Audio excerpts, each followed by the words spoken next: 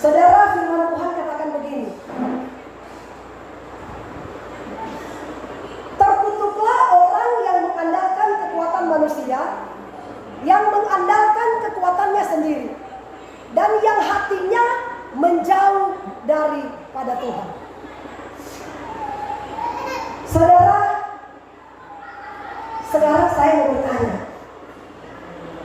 Ketika kita punya masalah, ketika kita mengalami tekanan yang begitu luar biasa, siapakah pertama-tama yang kita cari? Apakah suami kita? Apakah istri kita? Apakah tetangga kita? Atau apakah sahabat kita? Atau apakah orang-orang yang terdekat dalam hidup kita? Apakah mereka yang pertama-tama kali kita cari?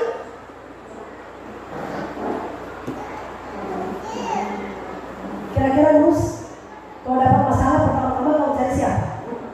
Tuhan. Benar? Ya, bagus. Saudara, Alkitab katakan begini ya. Beginilah firman Tuhan. Terkutuklah orang yang mengandalkan kekuatan manusia, yang mengandalkan kekuatannya sendiri, dan yang hatinya menjauh daripada Tuhan. Saudara, Alkitab yang katakan, bukan saya. Ketika kita mengalami masalah, ketika kita mengalami tekanan yang begitu luar biasa, Alkitab katakan, saudara, kalau kita cari manusia, kalau kita cari manusia sebagai sandaran kita, sebagai kekuatan kita, kita pasti akan kecewa. Amin. Mungkin kita curhat, cerita cuma A jadi A, B, C sampai Z. Akhirnya kita diomongin di mana-mana. Betul nggak? Betul nggak?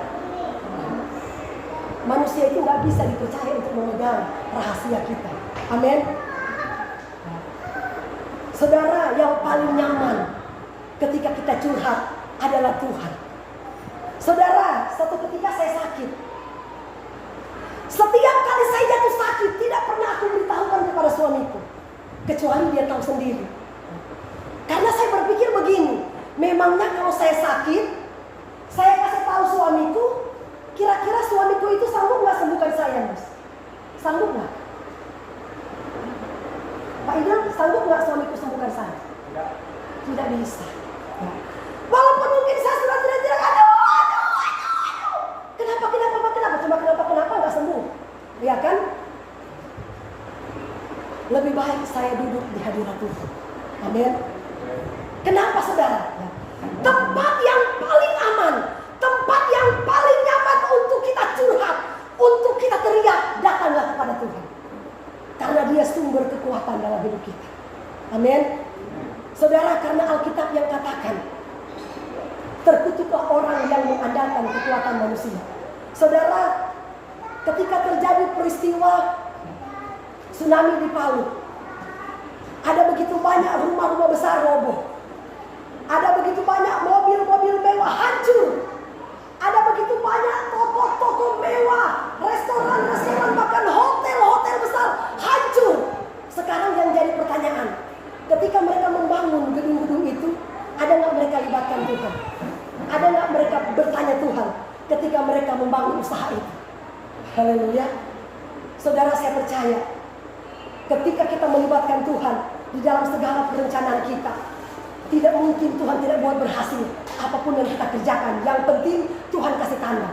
Kecuali walaupun kita bertanya Tuhan, kemudian itu roboh, berarti Tuhan izinkan, Tuhan gantikan yang lebih baik.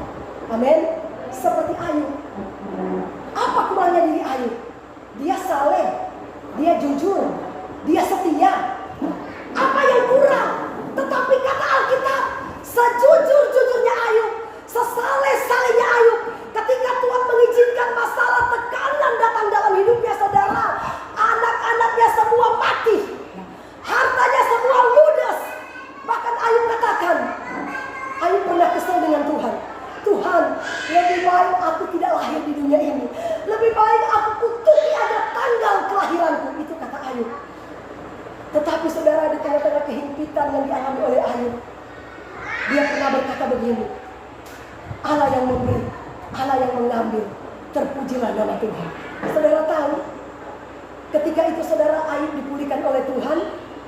Dia dikembalikan, anaknya cantik-cantik, cantik namanya Karen, ya kan? Baru hartanya kata Alkitab dikembalikan 2 kali lipat ganda.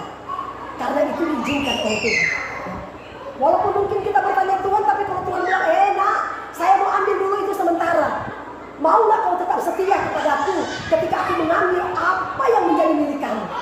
Tapi ketika kita tetap setia kepada Tuhan, Tuhan akan mengembalikan apa yang menjadi milik kita. Amin. Saudara, andalkan Tuhan.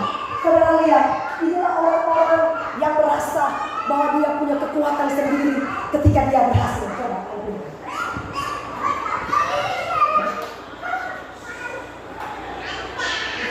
Coba.